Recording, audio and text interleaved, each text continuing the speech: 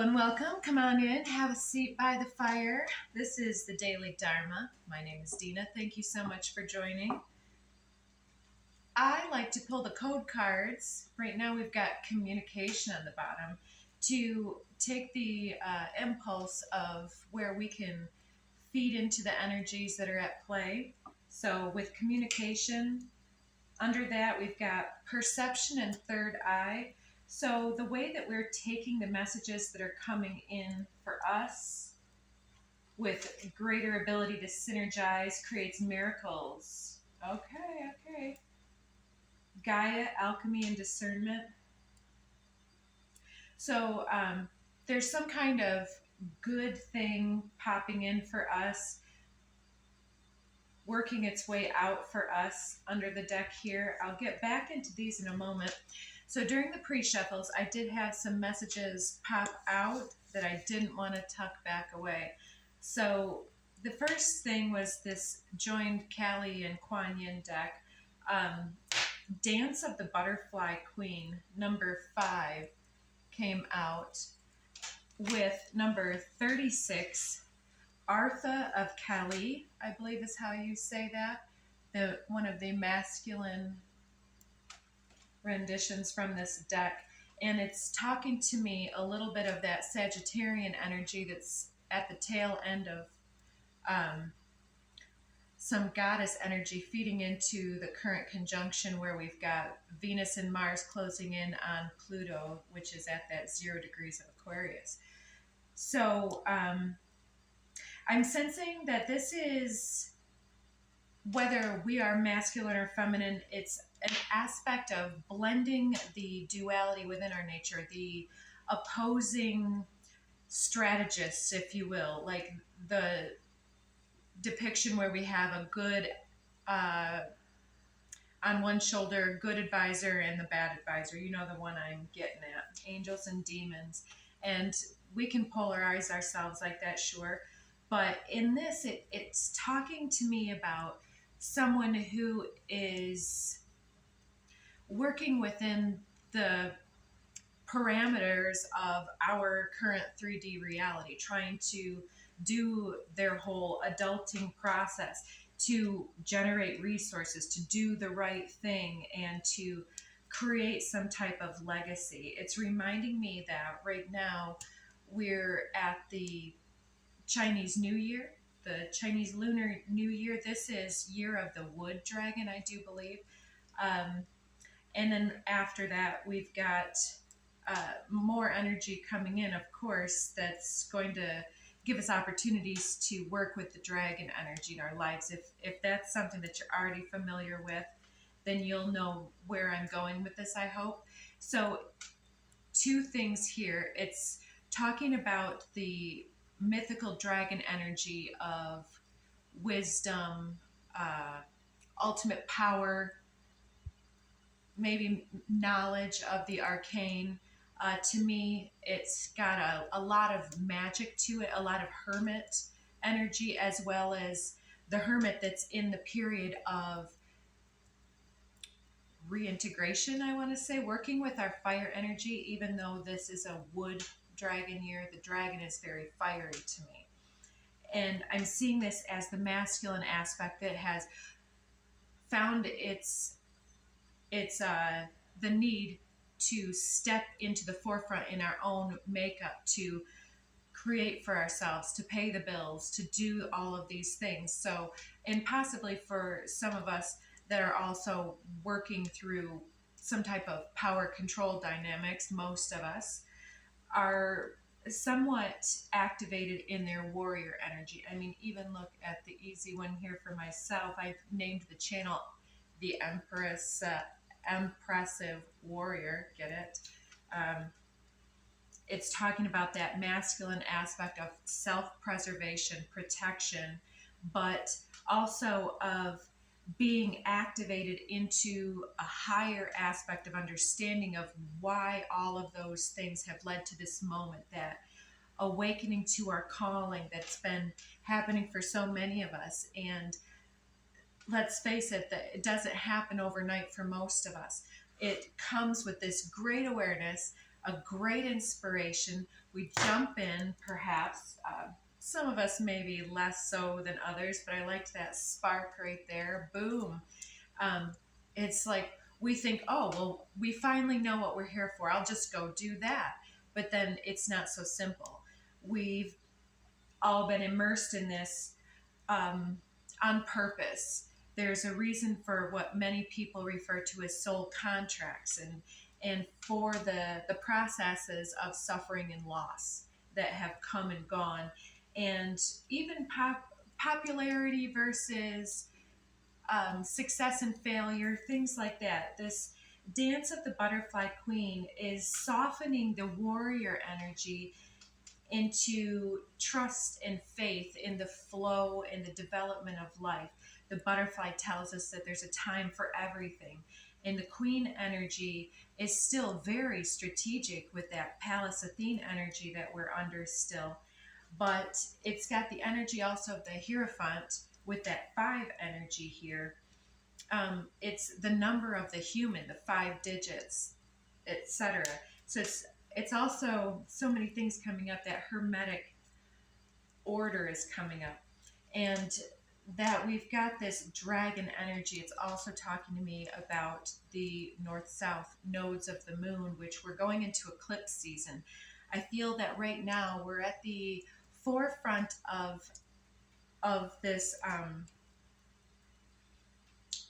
I feel like the word portal is so overused in some regards, but that's all I can think of with this, where anything that happens where it marks this point of transition and change in our lives, even if that's most of the time only happening on the energetic level, that's the initiation point.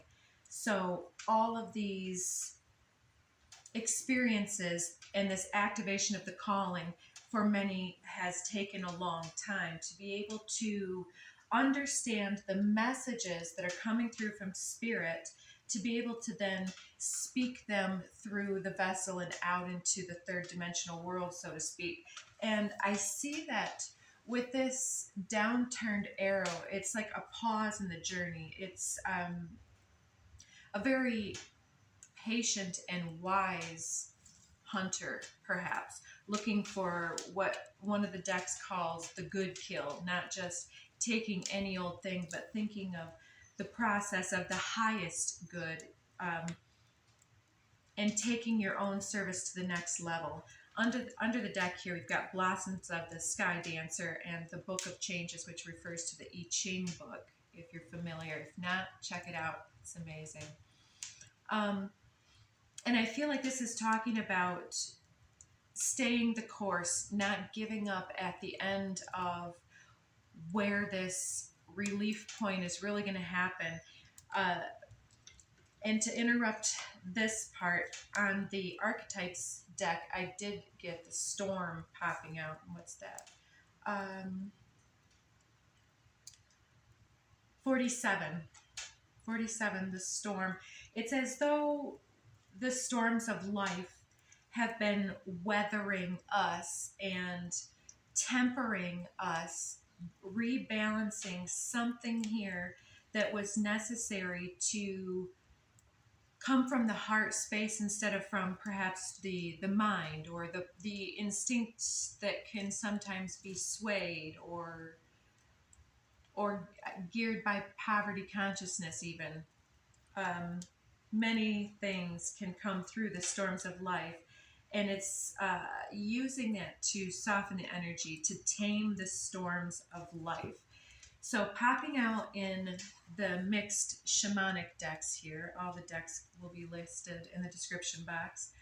We had first the 22 Fool's Embrace, transmuting pain, that popped out. And then these 3 came out together. We have, and this is something also that I have over here, that there's this bridging happening right now, the crossing, the initiation point here, where the moon, even today, is going to be activating right at the midpoint between Saturn and Neptune, which is matter and spirit, broadly speaking.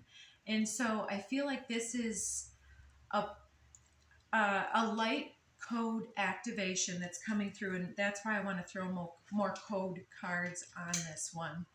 I feel like there's this, the moon is being touched off and triggered and highly sensitive right now during this crossing point. It's as though we've shed a skin and the new skin is tender yet.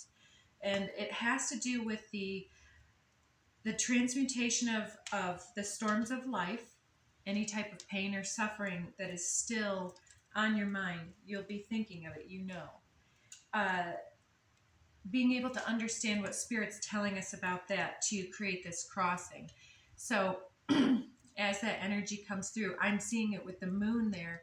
So perhaps this is part of the eclipse cycle in general, and spending time stargazing and moon gazing, if you don't do that, would be possibly beneficial, doing your inner healing time under the moon or something.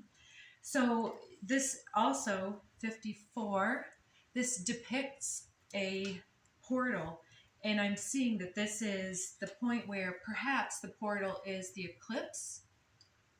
The eclipse is coming up end of March and early April of 24. I mean, the message is still timeless, right? Something is coming, something big. And soul retrieval, we had this a few days ago. Of course, it's not an overnight thing, so it does come out again. And taming the wind, that's where I'm getting the taming of the storms. So taming the wind is 55, so 54 and 55 here, 49 in the middle.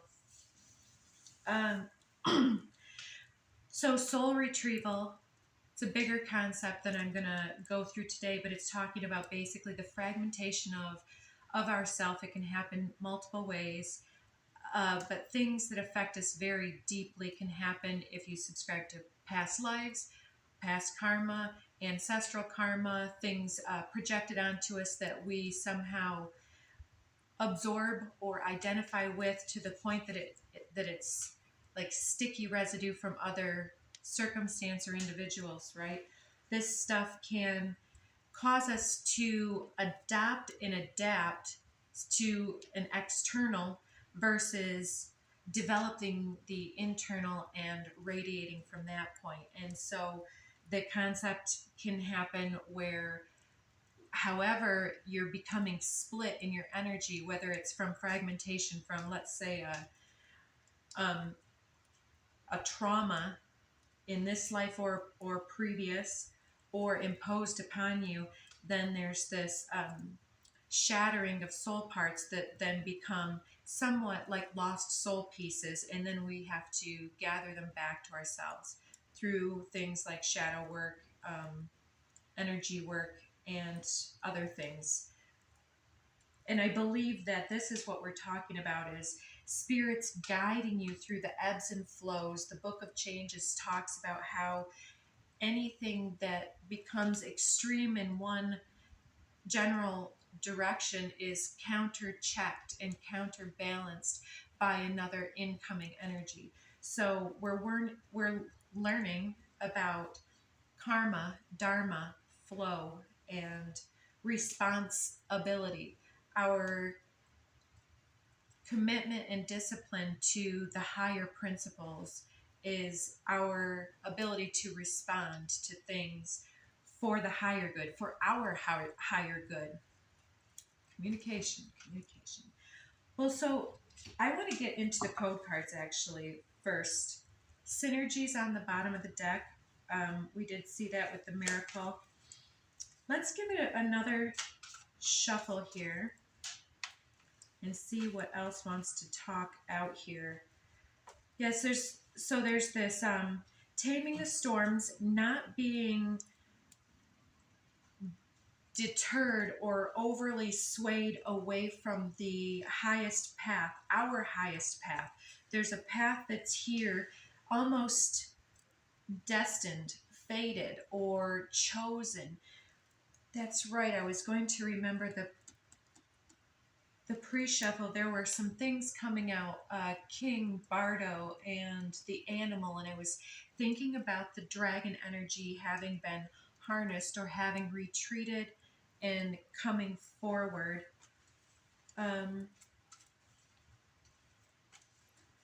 Yeah, so let's see, what else? So we're listening. What is needing to be communicated?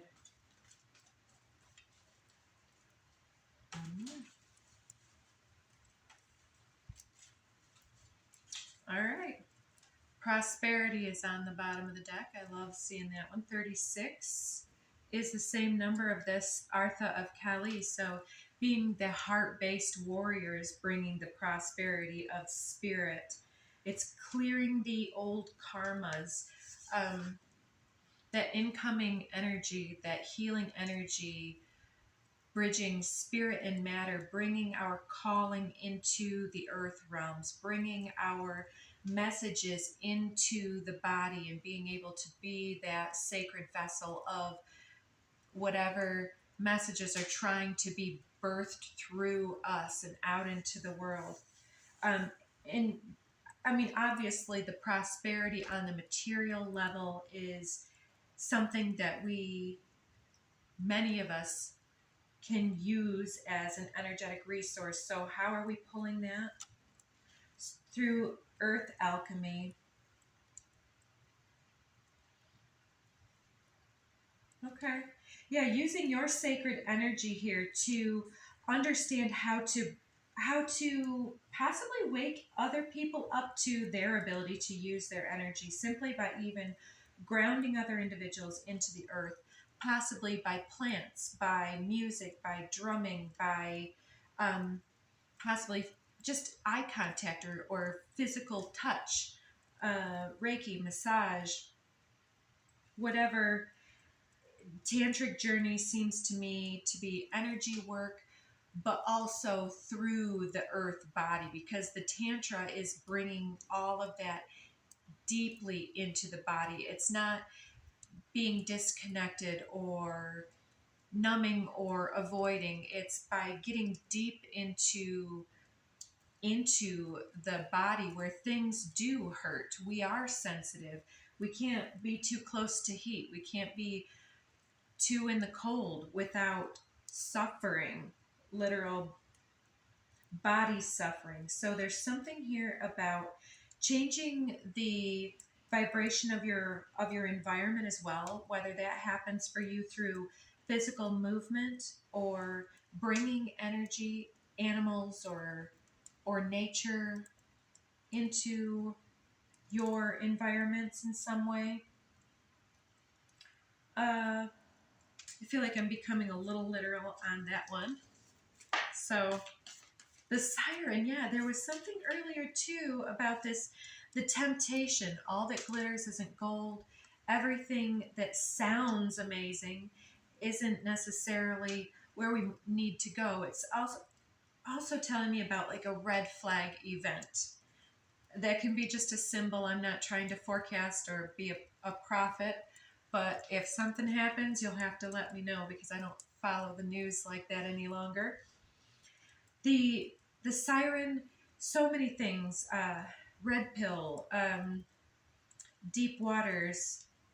The siren can be the addiction, the devil energy. It can also be the temptation to follow something that's really a sign from the universe, but then do we believe it to be too suspicious or not for us? We're the only ones that can embrace our destiny. No one can do that for us. Otherwise, it would be their destiny. So if you're feeling a calling, there's something here about being your own inner alchemist to create the magic necessary so that you can walk through the eye of the storm or dance in the rain, so that you can hear the music of the universe when everybody else thinks you're dancing for nothing, perhaps. The unseen, yes, right?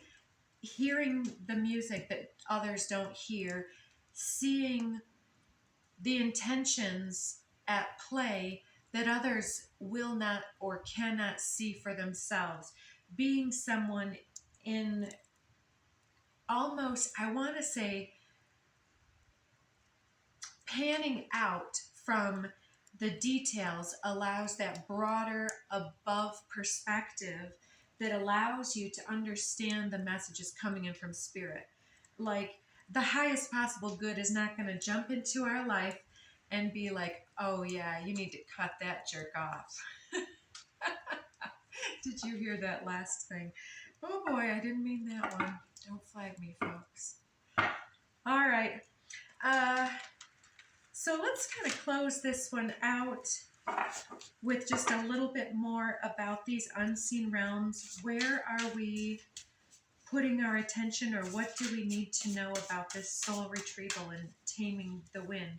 I feel like we're being told that this transmutation process is well underway, that we've kind of earned our badge or something as far as moving through this and understanding the protocol and understanding how to impose healthy limitations upon ourselves, and when and where that temptation starts, the tipping point. Yeah, there was something here too. Where did I write that? Relationships are shifting. There's a shift in momentum. It's the moment of impact, the moment of the turn, the moment of the understanding, the epiphany, the new realization that comes through this is creating a bit of torque in our life. And that's why it's important to have tempered ourselves prior to this, so that we understand the flow of things, that just because energy is low in a relationship doesn't mean we need to throw it all out. Just because somebody doesn't call us doesn't mean that they don't care about us. Perhaps they're going through something, and if you're missing them and thinking of them, perhaps it's time to pick up the phone and speak to them.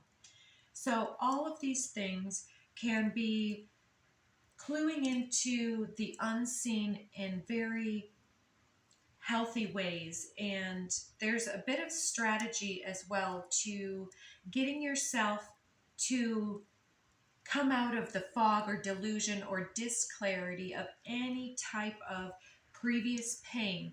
That's part of gathering these soul parts. If we are completely blocked, for instance, due to a previous tragedy or trauma in our past, then that is a fragmented soul part where we're not able to spontaneously respond in a healthy manner. We block any new potential because of something before it. So we can never unsee those things, but we'll never see change if we never allow ourselves to see beyond that threshold. Yes, okay, underneath that, we have the riddle, and there it is, the bridge. Under that, the box. I won't lift that because we only have so much time. So the rainbow bridge, yes, spirit and matter, bringing the spirit into matter. It's going to take connecting with our moon self, our inner nurturer, our deepest emotional subconscious urges, and speaking with spirit about it. And it's not anyone else's responsibility to make us comfortable or uncomfortable. And so being as self-oriented in this as possible, and being accountable for our own, what we can control, and things that are possibilities and potentials instead of limitations, can help us really to untangle the knot, the riddle.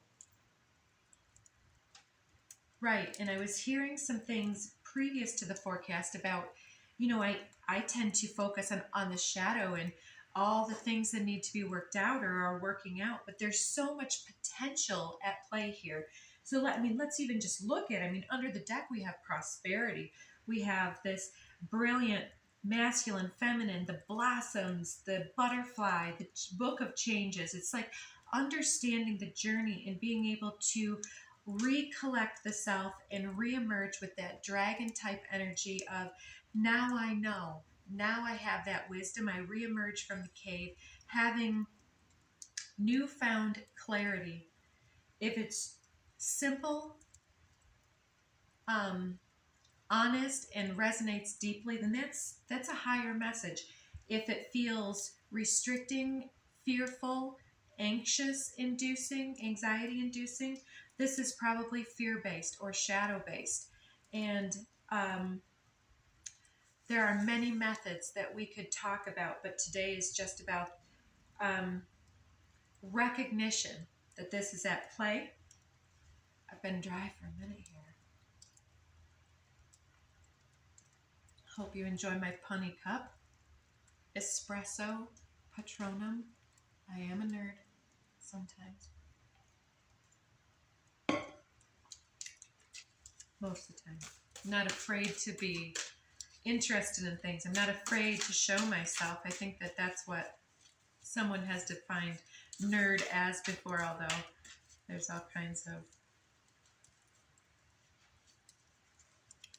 self-expression that needs to be worked out when we limit our expression and when we detract from our messages up front. That's being cleared out. Not apologizing for what needs to be spoken, not withholding just to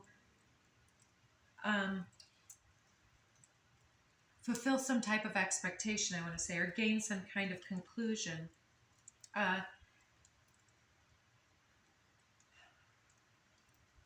Yeah, it's overcoming temptation, allowing, and almost like, I wanted to interrupt because one of the other things I also saw earlier in the pre-shuffle was that this Artha of Kali almost represents this masculine who has seen himself as possibly trying to rescue others from slipping into their own darkness, but at the expense of standing there at the threshold of the animal instincts and of being surrounded by people who are struggling on that level. It takes a lot of energy to be here and to do the damn thing I'm hearing, right? To hold that portal open. In the past, there was a reading that came out that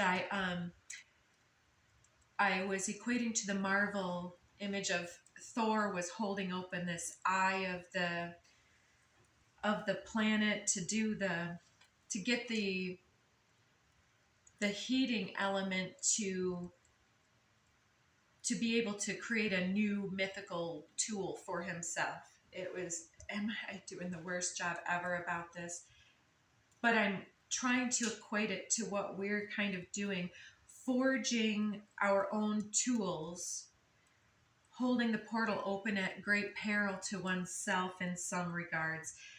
It's almost like that time is being upgraded. There's a way to do it that doesn't force you to be in the center of it. Like I always was taught when I started doing energy healing that what you don't want to do is, as a conduit of spirit, you don't want to just try to heal by your own energy. You want to open to the above and allow yourself to be filled as a vessel first before trying to let spirit work with this person. And likewise, we're not going to try to remove someone's pain and take it into ourselves. You better not be, right? What we do is we ask spirit to come in and create light and allow that light and energy to infuse the individual or the object, the objective. We fill it with divine light as to the best of our capacity and allow it to break through the limitations that are self-imposed. It's almost like I'm being told, like, it's not really our place to necessarily remove what they haven't asked to be removed of. And it's also, we don't want to invite ourselves to be a vessel for others' darkness. We don't want to excuse other individuals and allow them to walk in our home with their dirty feet, if that's not what we do there. Take it however that fits into your life. So there's a great feeling of overwhelm and I say compromise, because that just came up. And we've got first breath, and see how she's juggling the very cosmos. It's like in human feet. So that animal, it's like that dragon energy is coming in and trying to heal the world, but it's like we cannot skip the step of filling the sacred vessel first. We cannot skip the step into our destiny of gathering the light into the self, regathering the soul light from all of these seen and unseen um, soul wounds, soul contracts, misunderstandings, unforgiveness, self self shifting that you think should or should not be going on. Anyways, gathering around the power of community. There's a new way to do this without taking the energy into yourself, even if you're not guilty of that. There's a something that's been playing out through us, and I believe that what we're looking at is ancestral wounding, the wounding that happens by being almost forced to contribute to our own sabotage through, let's say, um, irradiating our food with a microwave in some cases, or some people, GMO foods. We could go on that one for a minute. Um, Getting chemicals and food dyes in our food sources, buying from mass producers instead of local. There's many ways that we could become awakened to our potential within a community. And the smaller the community, the smaller the gathering, the greater our impact and the greater our responsibility. But it looks as though the shift here is almost above and below. We're being called to a higher classroom. We're being called to do it energetically on a higher level, even with people we don't come in contact with, uploading our healing potentials when we have abundance to the energetic cloud, and invite anyone who comes for the highest good, seeking to be able to tap into that and download, and to then also the opposite way, going deeply into our closest relationships and affecting change, and possibly apologizing for things, or forgiving others for things not that are unforgivable, but I think you know where I'm going. Like, I've held a grudge against you because you don't wash the dishes, but I recognize today how little I wash the dishes and how much you do laundry, let's say. Recognition and appreciation goes a long way. Nobody likes the negative feedback. Everybody loves to hear the little bits that they're doing right. And by positive reinforcement, it's not bypassing what needs to be seen and spoken about in the moment. It's not compromise. It's intentional creation. Under the deck, in the hand, the universe is your partner. The ancient ones are speaking